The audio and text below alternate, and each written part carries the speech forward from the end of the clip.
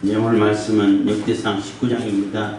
역대상 19장은 그 암몬 자손, 암몬이란 나라의 암몬이란 나라의 암몬 자손이 세운 나라죠.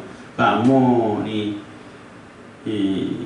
다윗과에게 분쟁하는 그러한 내용의 장입니다. 그래서 암몬과의 그 분쟁을 다윗이 완전히 종식시키는 그러한 장이라고 말할 수 있습니다. 다윗이 하나님 중심으로 역대상이 그렇잖아요. 써가는 그 구조 자체가 하나님 중심이고 법궤를 예루살렘에 갖다 놓고 하나님 중심으로 서서 하나님 집을 세우려고 하니까 하나님께서 다윗의 집을 먼저 왕조를 세우겠다 이렇게 약속해 주시고 다윗의 언약을 주셔서 세울 뿐만 아니라 영원히 다윗의 왕위가 메시아를 통해서 세워지고 하늘나라가 메시아를 통해서 하늘나라를 세우는데 다윗의 왕조를 통해서 하겠다 하는 그런 엄청난 약속을 해줌으로 인해서 그 다윗이 가는 곳곳마다 이제는 전쟁에서 싸워서 이기고 주변 나라들 다 점령하고 다 이렇게 제압을 해서 조공을 받고 이렇게 가는 그러한 장을 이제 18장 쓰고 이렇게 구조로 나가는 거예요. 그런데 19장에서는 암몬이라는 나라가 있는데 암몬은 모압 암몬은 이렇게 룻의 딸들이 이렇게 또 이렇게 그 후손이잖아요. 그 후손들인데 그래도 뭐 이스라엘하고 친척 간에 있지만은 암몬 지금 왕 나하스가 있을 때는 그 다윗하고 아주 친하게 잘 지내고 서로 이렇게 협력 관계가 되다 보니까 다윗이 주변에 있는 나라들을 정복할 때 암몬만큼은 정복 안 했어요. 그냥 남겨두고 그대로 암몬이 계속 이어갈 수 있도록 했는데 그 나하스 왕이 죽고 그 아들 한운이 왕이 되면서부터 그래서 나하스가 왕이 같이 은혜를 받고 서로 이렇게 화친 관계 있고 서로 돕는 관계 있었기 때문에 정말로 선한 마음으로 또 그 은혜를 생각해가지고 조문객을 보냈는데 조문단을 보냈는데 이 한우는 그것을 곡해하는 거예요. 그 신하들에서 절대 다윗이 그냥 보내려고 한 게 아니라 영탕해가지고 이 암몬을 다 점령하려고 보낸 거다 하고 굉장히 그 조문단을 굉장히 모욕을 하고 엄청 수치를 줘가지고 돌려보내는 거예요. 그 얘기는 전쟁하자는 얘기밖에 안 돼요. 전쟁하자는 얘기밖에 안 되는데 그러니까 어차피 자기들이 미운 짓을 했고 전쟁하기로 선전포고한 거나 마찬가지이기 때문에 자기들이 먼저 또 아람 군대를 용병으로 사서 협공해가지고 연합군대를 형성해가지고 다윗을 치는 그러한 과정이고 다윗을 치려고 하다 결국은 자기들이 다 패하게 되고 또 19장 20장에서는 완전히 암몬이 다 점령당해서 왕이 다 죽고 왕자도 다 뺏기고 이런 상황이 되는 겁니다. 우리가 생각해 볼 때에 하나님 중심으로 하나님 말씀 중심으로 하나님을 왕으로 세우고 나아갈 때 그냥 모든 자들이 자동으로 탁탁탁 쓰러지고 자동으로 다 때려 순종하고 이런 것이 아니란 얘기예요. 정말로 선한 뜻을 가지고 대한 그 선의를 굉장히 곡해해서 악용하고 곡해가지고 또 방해하고 거치는 세력이 되고 그래서 그것을 곡해가지고 자기들 마음대로 해석해가지고 자기들 마음대로 해석하는 거죠. 해석해서 오히려 대항하고 하나님의 길을 가지 못하도록 하나님 나라가 세워지지 못하도록 방해하고 이런 세력이 많이 세워진다는 거예요. 나타난다는 거예요. 그래서 그러한 방해 세력들이 정말로 선의를 곡해해서 나쁘게 받아들이고 그것을 자기 마음대로 해석해가지고 또 선전포고하고 쳐들어오고 여기서 거치는 게 아니라 용병까지 불러서 또 공격해오고 또 그래서 하나님 나라를 중심으로 한 다윗이 또 이기니까 아람은 이제는 기분이 더 나쁜 거예요. 아니 내가 다윗에게 지다니 아주 자존심 상해가지고 자기들끼리 또 완전히 또 연합군을 아람 연합군을 만들어서 또 쳐들어오는데 또 졌어. 그러니까 그 다음부터는 다시는 이제 암몬하고는 이제 아예 관계를 끊고 외교 관계를 다 끊어버리고 덥지 않고 이제 다윗의 눈치를 살피는 이런 관계가 되는데, 우리가 하나님 말씀 중심으로 살아갈 때에 이런 방해 세력들이 계속 나타난다는 거죠. 나타나는 데 있어서 내가 크게 잘못해가지고, 물론 그러면 당연히 방해 세력이 많이 나오죠. 그걸 그림으로 해가지고 뭐 침소붕대 해가지고 엄청나게 뭐 큰 것처럼 이렇게 막 떠버리고 하니까, 그런 내가 실수하고 죄에 빠지고 그렇게 빠지면 안 되겠지요. 그렇지 않아도 정말로 선으로 대하고 좋게 대해줘도 그것을 악의를 품고 곡해해서 오히려 덤벼드는 그런 세력들조차도 있다는 거예요.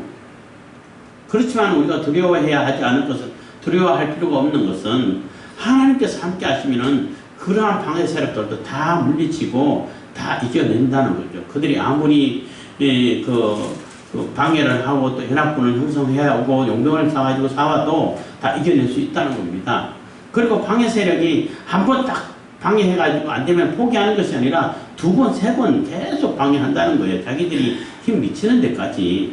그럼 거기에 대해서 우리가 대비를 하고 또 전쟁에 서가지고 이겨서 싸워서 이길 수 있는 그러한 역량을 갖춰야 되는 거죠. 그래서 하나님 말씀, 하나님 중심으로 하면 하나님께서 주신 지혜로 또 하나님께서 예배하신 대로 준비하게 되면 그건 충분히 방어가 된다는 거예요.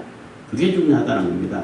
그래서 오늘 19장을 통해서 얻어야 할 교훈은 뭐냐면은, 하나님 중심으로 살아갈 때에 거기에 방해 세력이 있는데, 방해 세력이 정말로 우리가 잘못한 것이 없어도 또 우리가 뭐 큰 죄가 아니라도 그걸 개명하게 이상하게 그냥 해석하고 이상하게 자기 마음대로 해석해가지고 그걸 빌미로 그냥 비난하고 방해하고 공격하고 이런 세력들이 생긴다는 거예요.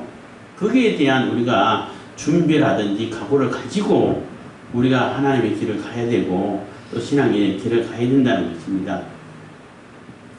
자, 19장 1절입니다. 그 후에 암몬 자손의 왕 나하스가 죽고 그 아들이 대신하여 왕이 되니, 다윗이 가로되 한온의 아비 나하스가 전에 내게 은혜를 베풀었으니 이제 내가 그 아들 한온에게 은혜를 베풀리라 하고 사자를 보내어 그 아비 죽은 것을 조상하게 하니라. 다윗의 신복들이 암몬 자손의 땅에 이르러 한온에게 나아가 조상하매. 3절입니다. 암몬 자손의 방백들이 한온에게 고하되 왕은 다윗이 조문사를 보낸 것이 왕의 부친을 공경함인 줄로 여기시나이까. 그 신복이 왕에게 나온 것이 이 땅을 엿보고 탐지하여 함락시키고자 함이 아니니까. 한온이 이에 다윗의 신복들을 잡아 그 수염을 깎고 그 의복의 중동 골기까지 자르고 돌려보내매, 혹이 다윗에게 가서 그 사람들의 당한 일을 고하니라. 그 사람들이 심히 부러워하므로 다윗이 저희를 맞으러 보내어 이르기를 너희는 수염이 자라기까지 여리고에 머물다가 돌아오나 하니라. 그래서 해서 다윗은 정말로 나하스하고 잘 지냈기 때문에 그 아들 한온하고도 잘 지내고 싶어서 이렇게 정말로 진실한 마음으로 조문객을 보내고 이렇게 위로하러 보냈는데, 그 사람들은 그것을 올바로 받아들이지 않는다는 거예요. 조문객은 강처로 보냈다, 이렇게 연탐하러 보냈다, 이렇게 곡해를 하는 겁니다. 그러면은 그 암몬 그 왕 입장에서는 왕이 굉장히 중요하죠. 왕이 판단력이 있어야 되고 분별력이 있어야 되고 통찰력이 있어야 되는데, 신하들이 그렇게 하면은 그럴 수도 있겠구나 하면은 표시 없이 감시를 해야죠. 그렇잖아요. 뭐 좀 중요한 정보라든지 나라에 이게 그런 걸 잘 보이지 않도록 이렇게 감춘다든지 이렇게 해가지고 와도 별 소용 없도록 만들어가고 몰래 이렇게 준비 다 해가지고 공격을 해야지. 그래야 조금이라도 승산이 있는 거죠. 대놓고 당신들 간첩이야, 그러면은 뭐 전쟁하자는 얘기밖에 안 되는 거예요. 요즘도 외교, 그러니까 대사들이라고 그러잖아요. 각 나라의 국교 관계가 있는 그 나라들마다 대사들이 다 있어요. 그 대사들이 있는데 그 대사들은 공식적인 간첩이라는 거예요. 뭐 어차피 그 다 이제 통용된 것이고 다 이제 아는 거죠. 예를 들어 저기 중국의 대사가 한국에 와 있다면은 그 대사는 한국에 있는 정보 수집하고 간첩 행동한다는 거예요. 그거는 우리나라도 중국에 대사를 있으면 중국의 정보 다 이렇게 입수하고 이게 공식적인 것이에요. 근데 표시만 잘 안 날 뿐이지 그거 다 알아요. 근데 그 정도는 다 눈 감아주고 뭐 어차피 그렇게 하는 거니까. 근데 중국 같은 경우는 이제 대사만 그러면은 그런다 그러겠지만 대사뿐만 아니라 중국 사람들 다 기업인들 다 학생들까지 다 간첩질을 시키잖아요. 그거 안 말하면 바로 처벌해버리니까. 그래서 중국이 위험한 것이고 정보를 다 빼가고 이렇게 되는 것인데 그래도 공식적으로는 간첩질 한다고 안 나타내 보이는 거죠.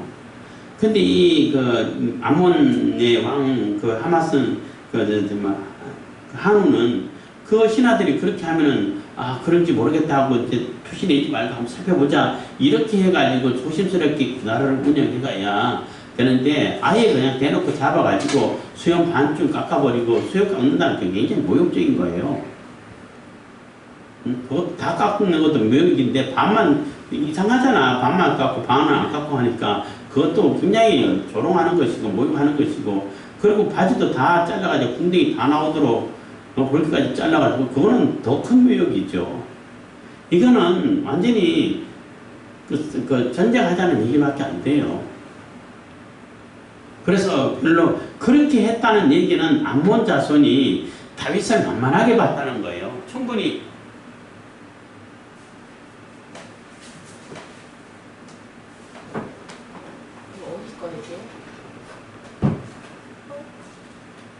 그냥 보세요. 편집하면 좋습니다.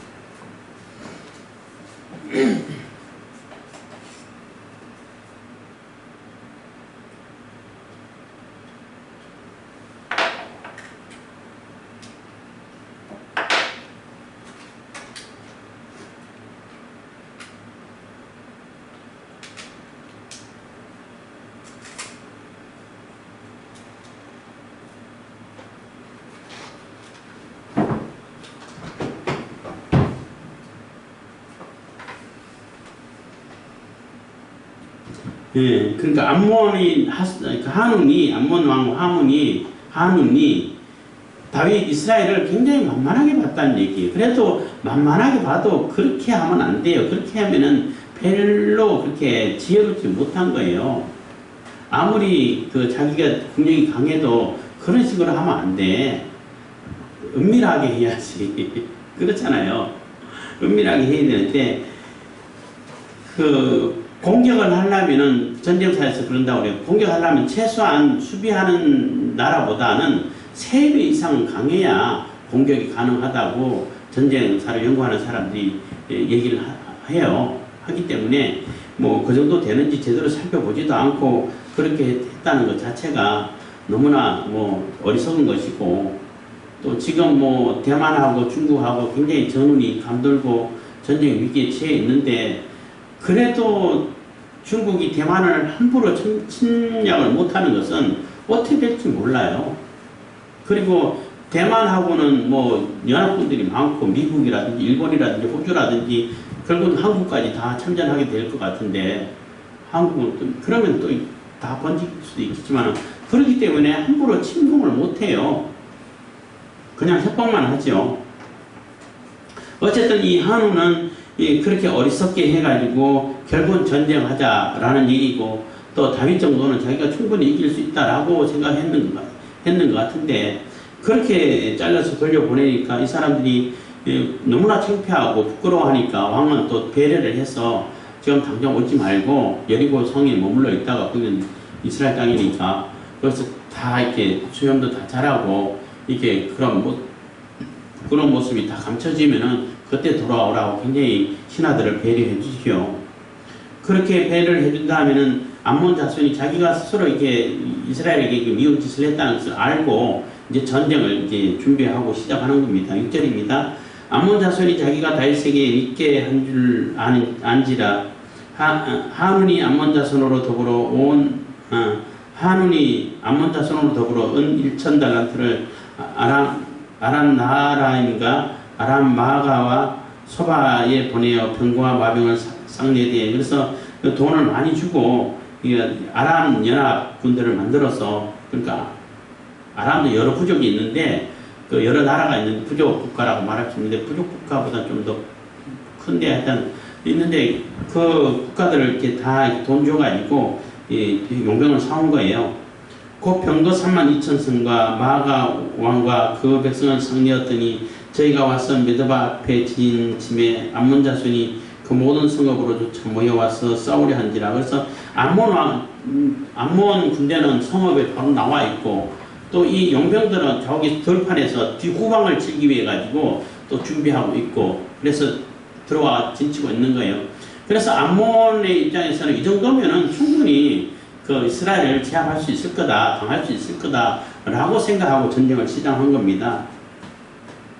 그럴 때 이제 다윗이 듣고 요압과 용사에 온 무리를 보냈더니 그래서 군사를 당장 파견했습니다. 9절 암몬 자손은 나와서 성문 앞에 진치고 도우러 온 여러 왕은 따로 들에 있더라. 요압이 앞뒤에 친 적진을 보고 이스라엘 뺀 자 중에서 또 빼서 아람 사람을 대하여 진치고 그 남은 무리는 그 아우 아비새의 수하에 붙여 암몬 자손을 대하여 진치게 하고 해서 지금 요압이 군대 장관이 됐기 때문에 군권력을 있잖아요. 군을 통솔력 국방부 장관이라 해야 되나 그런 군권을 갖고 있기 때문에 이 군을 편제하는 거예요. 그래서 그렇게 할 때에 에돔하고 싸울 때도 요압과 아비새로 나눠가지고 서로 이렇게 연합군을 대하고 한 것처럼 여기서도 거의 똑같은 방법을 하는 거예요. 그런데 지금 주력 부대는 누구냐면은 암몬 자손이죠. 근데 암몬 자손은 아비새에게 맡기는 거예요. 아비새를 맡겨가지고 우선 버텨라. 우선 이 조금 약하게 보이는 용병들은 그래도 뭐 목숨 걸고 싸우는 거지 않잖아요. 이제 불리하면 도망가 버리고 이기면은 싸워서 자기들이 전리품 챙기고 이 정도고 그 사활이 걸린 전쟁은 뭐 암몬이 하는 거겠죠.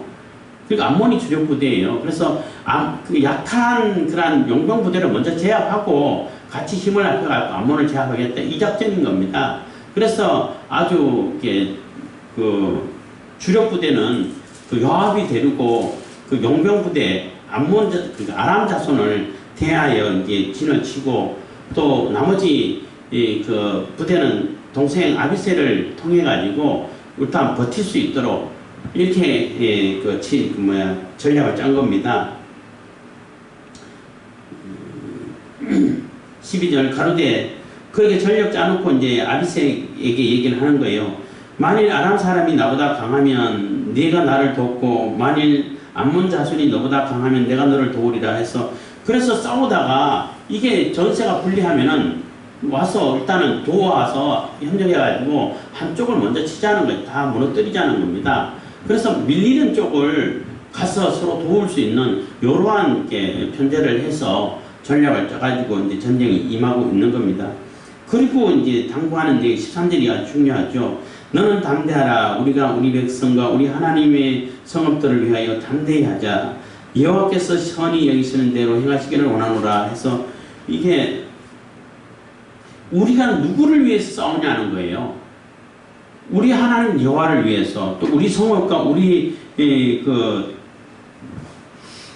가족들, 백성들을 위해서 우리 백성들을 위해서 우리 성읍들을 위해서 우리 하나님 여호와를 위해서 싸운다.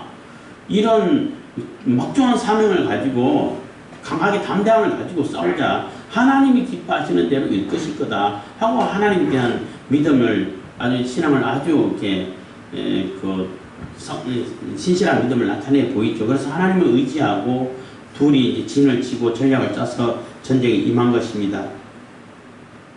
그래서 요압이 그 종자가 싸우려고 14절입니다. 요압과 그 종자가 싸우려고 아람 사람 앞에 나아가니 저희가 그 앞에서 도망하고 그래서 요압이 그 아람 사람하고 나가가지고 일단 아람 사람을 먼저 치려고 했으니까 싸우고 전쟁하니까 아람 사람이 겁을 먹고 그냥 다 그 앞에서 다 도망가는 것을 보니까 영병들이 다 도망가네? 뒤에서 후방을 해갖고 완전히 포위해가지고 이스라엘을 완전히 제압하려고 했는데 그 아람 사람이 힘없이 도망가 버린 걸 보고 암몬 사람도 겁을 먹어버린 거예요. 그래서 또 아비새 앞에서 같이 또 도망가게 됐다는 겁니다. 15절 암몬 사람은 아람 사람의 도망함을 보고 저희도 요압의 아우 아비새 앞에서 도망하여 성으로 들어간지라 이에 요압이 예루살렘으로 돌아오니라. 그래서 일단은 이 침공 세력들을 다 막아내고 쫓아냈다는 거예요. 그랬더니 아람 사람이 이번에는 암몬하고 상관없이 아람 사람들이 가가지고 자기가 이스라엘 앞에서 패하였음을 보고 이제 16절입니다.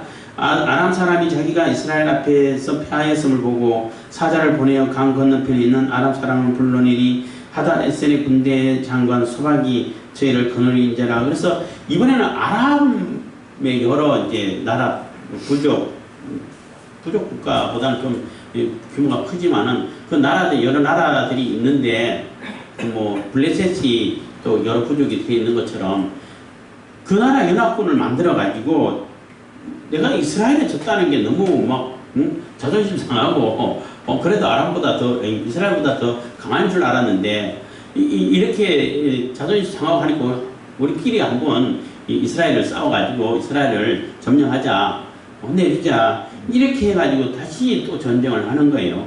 그래서 처음에는 암몬 자손이 아람을 용병으로 사가지고 싸웠는데 그래서 충분히 이길 줄 알았는데 오히려 도망가고 지니까 자존심 상해가지고 아람 연합군을 다 모아가지고 한번 싸우자 해가지고 이제 또 전쟁을 시비를 걸고 전쟁하는 거예요. 그래서 17절입니다. 혹이 다윗에게 고하며 다윗이 온 이스라엘을 모으고 요단을 건너 아람 사람에게 이르러 저희를 향하여 진치니라. 다윗이 아람 사람을 향하여 진을 치매 저희가 다윗으로 더불어 싸우더니 18절 아람 사람이 이스라엘 앞에서 도망한지라. 다윗이 아람 병거 7,000성의 군사와 보병 4만을 죽이고 또 군대 장관 소박을 죽이며 그래서 완전히 다 대성을 거둔 거죠. 다 죽이고 또 군대 장관도 다 죽이고 또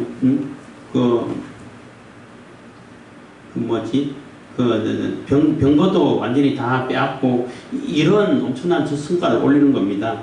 그랬더니 하닷에셀의 신복이 자기가 이스라엘 앞에서 패하였음을 보고 다윗으로 더불어 화친하여 섬기고 이후로는 아람 사람이 암몬 자손 돕기를 싫어하니라 해서 그렇게 당하고 결국 아람 연합군들이 다 패하고 이스라엘에게 점령당하고 이렇게 하다 보니까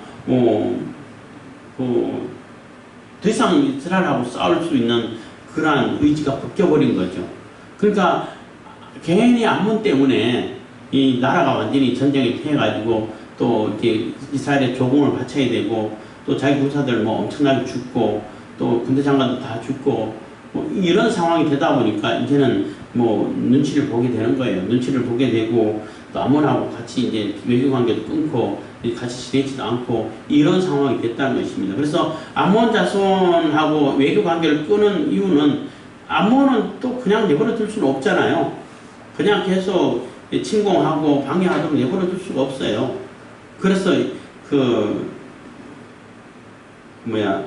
다윗이 요압을 보내가지고 암몬을 완전히 정복해버리는 거죠. 정복해가고 요런 상황에서 이제 바세바 사건이 있고 그런 건 다 뺐어요. 그걸 정복해가지고 심지어는 요압이 암몬을 정복해가지고 남자들은 다 죽여버리는 좀 잔인한 그러한 상황도 만들어가요. 다른 데를 보면은 어쨌든 19장을 통해서는 이렇게 자꾸 하나님 중심으로 이렇게 믿음을 가지고 하나님 나라를 세워가고 하나님의 영광을 드러내고 하나님 중심으로 이 모든 현재를 사회 구조를 만들어가지고 시스템을 만들어서 나라를 운영해가고 이럴 때에 거기에 다 순응하는 그러한 사람들만 그러한 세력들만 있는 것이 아니라 그 아무것도 아니고 정말로 좋은 뜻으로 이렇게 선의를 베풀고 호의를 베풀었는데 그것을 나쁘게 받아들여가지고 또 대항을 하게 되고 그냥 싸우게 하려고 하고 그냥 이런 세력이 방해 세력들이 반드시 일어난다는 거예요. 그럴 때에 우리가 어떻게 대처할 것인가. 그럴 때도 물론 하나님 중심으로 하나님께서 우리를 지켜주시고 우리가 하나님을 위해서 또 우리 백성들을 위해서 힘써 싸우자, 담대하게 나가자 이런 마음을 가지고 싸우게 되면은 그 또한 역시 이기게 해주시고 승리를 주시고 하나님 나라를 지켜갈 수 있다는 겁니다. 그래서 우리가 하나님 말씀을 중심으로 하나님으로 중심으로 이렇게 신앙생활해하고 생활해갈 때에 이렇게 순탄한 일만 생기는 것이 아니라 계속 방해세력이 생기고 방해세력이 생겨도 또 합당하게 생기면은 그래도 그럴 수도 있겠다 한데 전혀 부당한 말도 안 되게 시비를 걸어서 이런 존재들까지 생긴다는 겁니다. 그래서 그런 것에 대해서 우리가 정말로 지혜롭게 하나님께 주신 지혜와 능력으로 대할 수 있어야 되고 대처할 수 있어야 되고 그래서 그러한 세력이 우리를 이게 침범하지 못하도록 넘보지 못하도록 우리가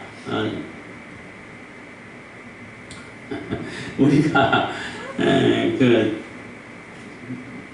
믿음을 가지고 나가야 된다는 것입니다. 참 기도하겠습니다. 사랑해 주님 감사합니다. 이 시간에도 내가 볼 뵙심 감사드립니다. 이 시간